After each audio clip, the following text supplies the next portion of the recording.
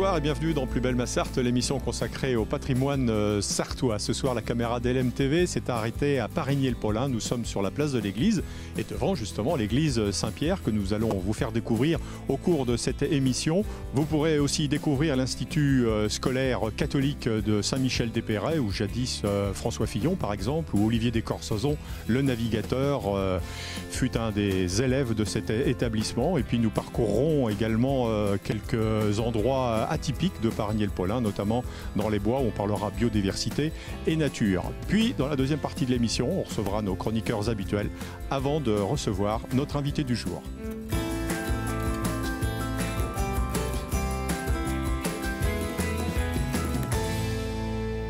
Place de l'église et devant la mairie, ici à Parigny-le-Paulin, nous sommes sous le soleil d'un charmant village chartois en compagnie de son maire, Joël Leproux. Bonjour. Bonjour. Comme le veut la tradition, si vous pouvez nous dire un petit mot pour nous présenter justement votre commune, nous dire combien d'habitants. Alors, Parigny-le-Paulin, donc petite présentation, commune de 1500 hectares, située à une vingtaine de kilomètres au sud du Mans, sur l'axe Le Mans-La Flèche.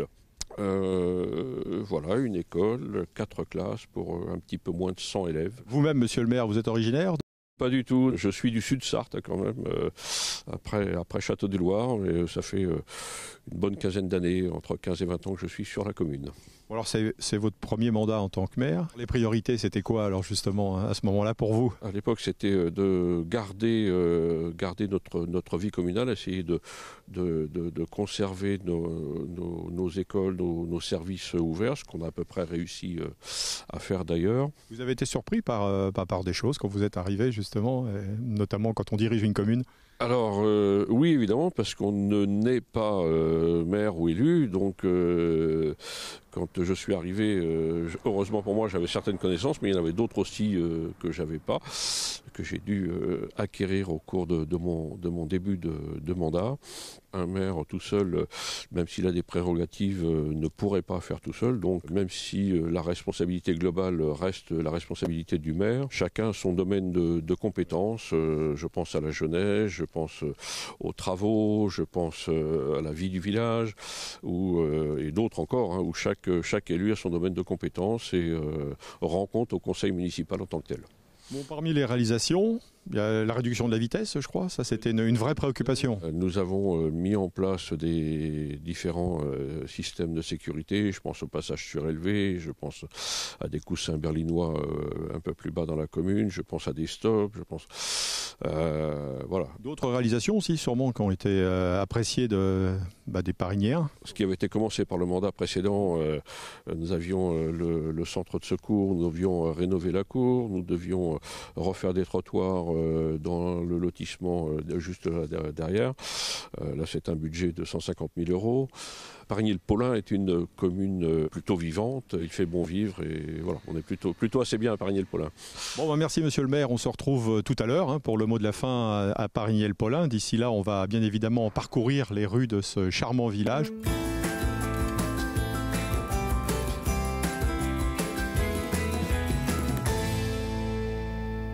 On se retrouve dans le bois de Saint-Hubert, ici à Parigny-le-Paulin, en compagnie d'Alain Lequéot, un passionné de biodiversité. Oui, effectivement. Je passe, le plus clair de mon temps de retraité à regarder ce qu'il y a dans le bois de Saint-Hubert. Enfin, le bois de Saint-Hubert, c'est une partie, parce qu'en fin de compte, le chemin que nous avons ici, c'est une limite avec Ivray-le-Paulin. Nous sommes dans une ZNIEF, zone naturelle, d'intérêt écologique, faunistique et floristique. Donc moi, je m'intéresse plutôt à la flore. Je cherche à retrouver sur le territoire les plantes. Alors que ce soit des plantes très communes, très banales, si on peut le dire ainsi, que des plantes plus rares qui sont soit à leur limite d'implantation ou soit qui progressent dans leur occupation du territoire. Alors justement, vous en découvrez des plantes rares, on va dire, au fil de l'eau ? Je ne découvre pas de nouvelles plantes. Par contre, je confirme l'existence de plantes qui ont un intérêt patrimonial parce qu'elles sont rares ou en voie d'extinction. Alors parlez-nous justement de la fameuse datura que vous nous avez fait découvrir tout à l'heure. Ce n'est pas une plante rare, mais c'est une plante au contraire qui habituellement se trouve en limite des cultures de maïs, tournesol, etc. et qui a la particularité aussi d'apprécier les sols remaniés. C'est une plante...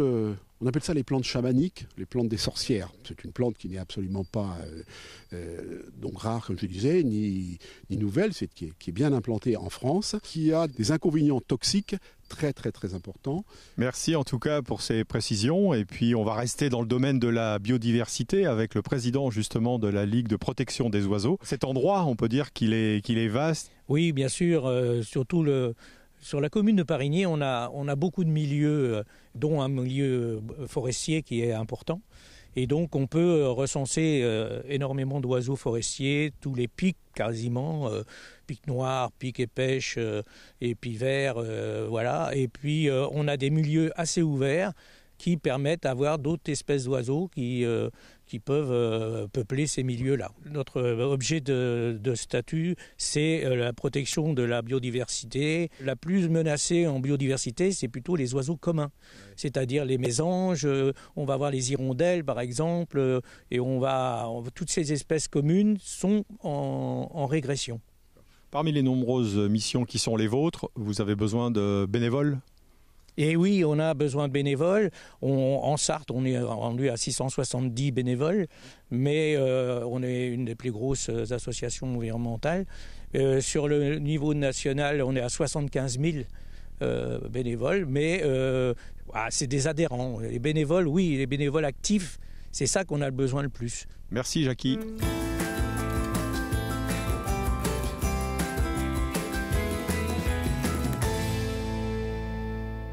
Avec Jean-Luc Suire, nous sommes au château de la Grille ici, qui appartient au domaine du château du Perret, un château qu'a repris justement Jean-Luc Suire en 2017. Absolument, donc c'était un monument bien connu de tous les Sartois puisqu'il était à l'époque un collège. Donc le collège ayant fermé en 2015, ce grand bâtiment est devenu un peu en déshérence jusqu'à ce que je choisisse cette grande aventure qui consiste à le restaurer dans un esprit qu'il avait au 18e, c'est-à-dire un bâtiment qui n'aura plus rien à voir avec ce que bon nombre de personnes en Sarthe ont connu, qui garde certainement des souvenirs merveilleux et je pense que c'est une très bonne chose comme ça, c'est une aventure contemporaine. Donc actuellement, je m'emploie à avoir une restauration la plus authentique possible, la plus juste possible, pour redonner au château ce qu'il était à l'époque du 18e. Donc quelque chose qui prendra des années et c'est véritablement un effort que je poursuis maintenant déjà depuis 8 ans. Pour ceux qui ne le sauraient pas encore, c'est un château qui date de quelle période ?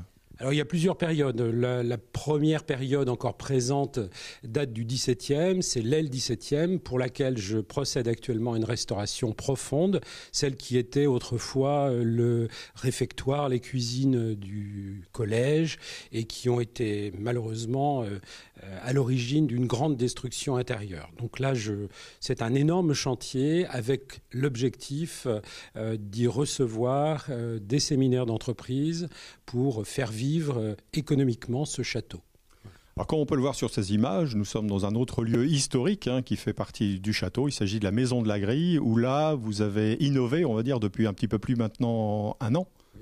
Alors, c'est vrai que cette maison, au départ, qui était une maison de gardien très vétuste, je me suis attaché à la restaurer pour en faire un magasin d'antiquités, art de vivre, dans lequel je choisis de manière scrupuleuse les objets pour leur authenticité. Je les fais restaurer par un bon ébéniste et je propose aussi des objets de tous les jours, art de vivre, qui viennent apporter la touche contemporaine à cet ensemble.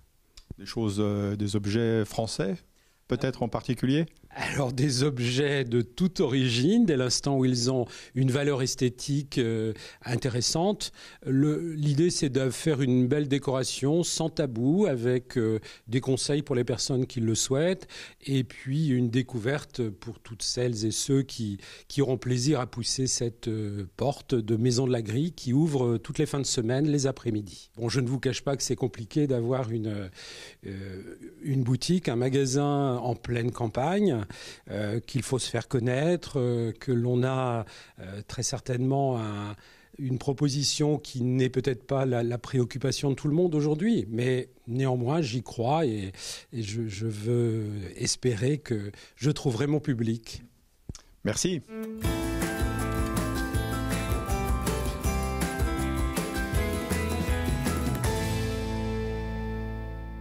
Au pied du château d'Épéret, on le retrouve Renée Bonse, qui est l'historienne locale. On a parlé du château d'Épéret, bien évidemment, qui est connu de tous les Sartois. Mais il faut dire qu'ici, il y a une spécificité, c'est qu'il y a eu 3 châteaux sur la commune.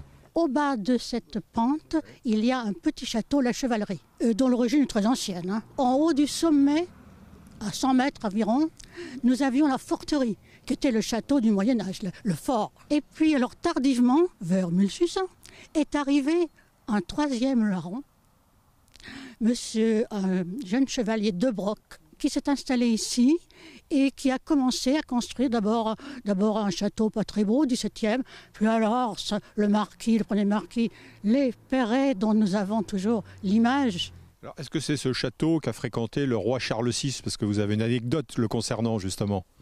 Alors, Charles VI n'est pas rentré dans le village. S'il est devenu fou, c'est certainement au pied de cette côte ou bien de l'autre côté de la route très ancienne qui va d'Angers à Paris. Alors si vous êtes avec nous aussi, Renée, c'est justement pour nous parler d'un chemin fléché. Il y a tout un système de panneaux qui sont installés aux 4 coins du village pour mieux découvrir l'environnement. Oui, alors nous avons fait, je crois, 11 panneaux qui partent d'ici et qui montent jusqu'à la forterie, qui vont même au-delà de la forterie, parce que le village était tout petit, mais depuis 1900 à peu près, il a tendance à s'étendre. Merci Madame Bonse.